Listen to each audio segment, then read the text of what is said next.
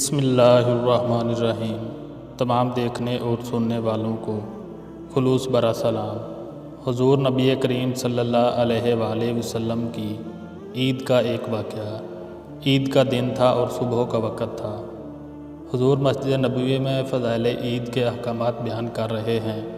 صحابہ کرام محو نظارۂ دید ہیں۔ تمام صحابہ کرام خوش ہیں کہ ابھی رب العزت سے عیدگاہ سے تحائف وصول کرنے کے لیے حضور کی خدمت میں جائیں گے۔ احکام و فضائل عید و سننے کے بعد تمام صحابہ کرام اپنے اپنے گھروں میں چلے گئے تاکہ غسل کر کے سفید کپڑے پہن کر مسجد نبوی میں مقررہ وقت پر آ جائیں اور رحمت العالمین کی زیر قیادت عیدگاہ کا رخ کریں۔ چنانچہ حضور بھی اپنے گھر تشریف لائے تو حسین کریمین نہا دھو کر خوشبو لگا کر آپ کے انتظار میں بڑی بے قراری سے وقت کاٹ رہے تھے۔ یوں ہی دہلیز پر آپ نے قدم رکھا تو خدا کے لاڈلے نبی کے لاڈلے نواسے نانا کہہ کر آپ سے چمٹ گئے۔ آپ نے دونوں کی پیشانیاں چومی اور انہیں اندر لے گئے اور حضرت عائشہ کی گود میں بٹھا دیا اور فرمایا، عائشہ انہیں کھانے کے لیے کچھ دو۔ رات و غسل کے بعد آپ نے سفید کپڑے زیب تن کیے، خوشبو لگائی۔ اتنے میں مؤذن حضرت بلال رضی اللہ تعالیٰ عنہ نے دروازے پر دستک دی۔ آپ اور حسین کریمین مسجد نبوی میں تشریف لائے۔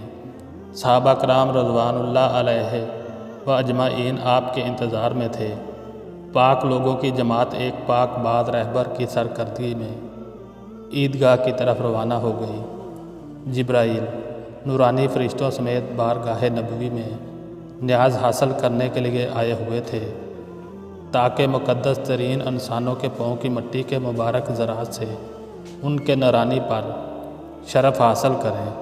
سالے روح قطار در قطار راستے کے دونوں طرف اس مقدس قافلے کے استقبال کے لیے بے چین کھڑی تھی۔ اللہ اکبر، اللہ اکبر، لا الہ الا اللہ، واللہ اکبر، وللہ الحمد کی دھیمی آواز میں ورد کرتا ہوا قافلہ آہستہ آہستہ پروقار انداز میں عیدگاہ کی طرف بڑھتا چلا جا رہا تھا۔ ارض مقدس کے یہ نامور ہستیاں عیدگاہ کے قریب پہنچنے والی تھیں کہ اچانک رسول اللہ صلی اللہ علیہ وآلہ وسلم کے کانوں میں کسی کے رونے کی آواز آئی۔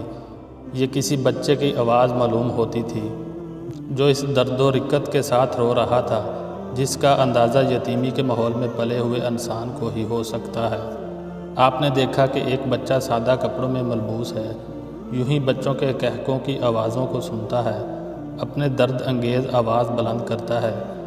عید پر گزرنے والے کہکہاؤں کو سن کر خیال کریں کہ عید ہے، اس لیے ہر چھوٹے بڑے سبھی چہرے روشن ہیں۔ آپ نے اس طرف رخ کیا، کائنات کا رخ تبدیل ہو گیا۔ حسین صاحب پیچھے، آپ بچے کے قریب پہنچے۔ بچہ اتنا بڑا مجمع اپنی طرف آتے دیکھ کر سہم گیا اور اس کی سسکیاں بھرنے لگا۔ حضور نبی کریم صلی اللہ علیہ وآلہ وسلم کی آنکھیں بند ہو گئیں۔ اپنا یتیمی کا دور یاد آ گیا۔ فرمایا، بیٹا کیوں رو رہا ہے؟ بچے نے غور سے آپ کی طرف دیکھا۔ اسے پہلی بار احساس ہوا کہ باپ جب اپنے لختے جگر کو بیٹا کہہ کر پکارتا ہے تو اسے کتنا لطف آتا ہے۔ میں ایک یتیم ہوں، میرا تو باپ مر چکا ہے، ابھی بھی دنیا میں کوئی بیٹا کہہ کر پکارنے والا ہو سکتا ہے۔ اسے محسوس ہوا جیسے وہ رو کر بے ہوش ہو گیا ہے اور اس کے باپ کی روح سے ہم کلام ہے۔ بچے کی معصومیت نے بغیر کہے سب کچھ کہہ دیا۔ یتیم پیغمبر نے یتیم بچے کو اپنے کاندھوں پر سوار کیا، اپنے کاندھوں پر جہاں چند منٹ پہلے آسمان کے حسن کے حسین ماہپارے بیٹھے تھے، اب ایک یتیم لاوارث بے کس معصوم اور میلے کپڑوں میں ملبوس 8 سال کا بچہ بیٹھا ہے اور اپنی یتیمی پر فخر کر رہا ہے۔ یتیم، اب آپ کون ہیں؟ پیغمبر، میں تمہارا ابا ہوں۔ یتیم بولا، واقعی آپ میرے ابا ہیں، آپ کیوں رو رہے ہیں؟ پیغمبر علیہ الصلوۃ والسلام نے فرمایا، اس لیے کہ تم کو پتہ نہیں کتنی دیر سے روتے رہے ہو۔ یتیم بولا، مجھے تو احساس ہی نہیں کہ میں رو رہا ہوں۔ اے آسمان، تو نے جھک کر دیکھ لیا، زمین تو نے اوپر کا منظر بھی دیکھ لیا، اے ہوا تو نے بھی اپنی خوشبو محسوس کر لی، درختوں تم نے اپنے جھومنے میں مستی بھی دیکھ لی۔ مورخو، تم اسے تاریخ کا حصہ بنا لو کہ ہمارے پیغمبر نے یتیم بچے کو اس منصب کا اہل قرار دے دیا۔ جس منصب کے اہل حسن اور حسین ہیں، ان کے نواسے پیدل چل رہے ہیں، یتیم بچہ کندھے پر سوار تھا۔ پھر آپ کو پتہ ہے وہ کہاں گئے؟ عیدگاہ کی طرف؟ نہیں، اسے تو اتنی دیر کندھوں پر سوار رہنا تھا جتنی دیر حسین رضی اللہ تعالیٰ عنہ رہے تھے۔ وقت کی گھڑیوں تم اپنی رفتار مدھم کر لو، نظام کائنات تم رک جاؤ، سورج تم اپنی رفتار نرم کر لو۔ جب اس یتیم کی عید نہ ہوگی، پیغمبر کی عید نہ ہوگی۔ حضور اکرم صلی اللہ علیہ وآلہ وسلم گھر تشریف لاتے ہیں۔ حضرت عائشہ صدیقہ رضی اللہ تعالیٰ عنہ کے اچانک ورد و سمود پر حیران ہو جاتی ہیں، وجہ پوچھتی ہیں۔ عائشہ تم اولاد سے تڑپتی تھی، آج خدا نے تمہاری آرزو پوری کر دی، میری اور سب مسلمانوں کی عید سے پہلے تمہاری عید ہو گئی، اللہ نے تمہاری سن لی۔ یتیم کو آگے کرتے ہوئے فرمایا محمد کا پسندیدہ بیٹا ہے۔ حضرت عائشہ صدیقہ رضی اللہ تعالیٰ عنہ اہلاً و سہلاً مرحبا نبی کہہ کر بچے کو گود میں لے کر چوم رہی ہیں۔ پیغمبر عائشہ اس کا کوئی ابا نہیں، محمد اس کے ابا ہیں، اس کی کوئی ماں نہیں، تم اس کی ماں ہو، اس کا کوئی بھائی نہیں، حسن اور حسین اس کے بھائی ہیں، اس کی کوئی بہن نہیں، فاطمہ اس کی بہن ہے۔ اٹھو عائشہ، بچے کو نہلاؤ۔ حضرت عائشہ صدیقہ رضی اللہ تعالیٰ عنہم اور حضور اقدس اس بچے کو نہلانے میں مصروف ہیں۔ اتنے میں حضرت فاطمہ الزہرا رضی اللہ تعالیٰ عنہ تشریف لائیں۔ آپ کھڑے ہو جاتے ہیں اور فرماتے ہیں، بیٹی مجھے یاد ہے تم قاسم اور ابراہیم بھائیوں کی موت پر روئی تھی، آج اللہ نے اس کے بدلے میں تمہیں بھائی دے دیا ہے، یہ تمہارا چھوٹا بھائی ہے۔ اسے نہلا رہے ہیں تاکہ نہا دھو کر صاف ستھرے کپڑے پہن کر ہمارے ساتھ عید پڑھنے جائے۔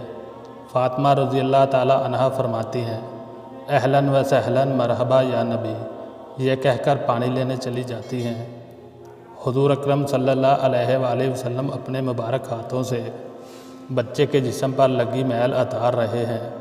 جنت کی عورتوں کی سردار فاطمہ الزہرا رضی اللہ تعالیٰ عنہا اپنے ہاتھوں سے بھائی کے معصوم بدن پر پانی ڈال رہی ہیں۔ حسین کریمین اپنے کپڑوں میں بھائی کے لیے اچھے سے اچھے جوڑے کا انتخاب کر رہے ہیں، گویا گھر کا ہر فرد حقیقی طور پر عید یتیم سے لطف اندوز ہو رہا ہے۔ محترم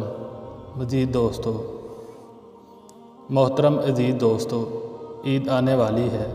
ہمارے ارد گرد کتنے یتیم بچے ہوں گے جن کی عید یوں ہی گزر جاتی ہے، بغیر اچھے کپڑے پہنے، بغیر جوتے پہنے اور بغیر کچھ اچھا کھائے، بس حسرت بھری نگاہوں سے دوسرے بچوں کو دیکھتے رہتے ہیں کہ کاش میں بھی اچھے کپڑے پہنتا، کاش میں بھی اچھے جوتے پہنتا، اچھا کھانا کھاتا، میں بھی دوسرے بچوں کی طرح اپنے والدین کے ساتھ عیدگاہ جاتا، عید کی نماز ادا کرتا۔ محترم عزیز دوستو، اپنے ارد گرد نظر رکھیے گا، اگر آپ کے ارد گرد یتیم بچے موجود ہیں، غریبوں کے بچے موجود ہیں، غریب لوگ موجود ہیں، تو اس عید میں ان کا ساتھ دیں، ہو سکے تو ان کے کپڑوں کا بندوبست کریں، ان کے بچوں کے لیے جوتوں کا بندوبست کریں، ان کے ساتھ اتنی امداد ضرور کریں کہ اس عید میں وہ ہمارے ساتھ ہماری خوشیوں میں شامل ہو جائیں۔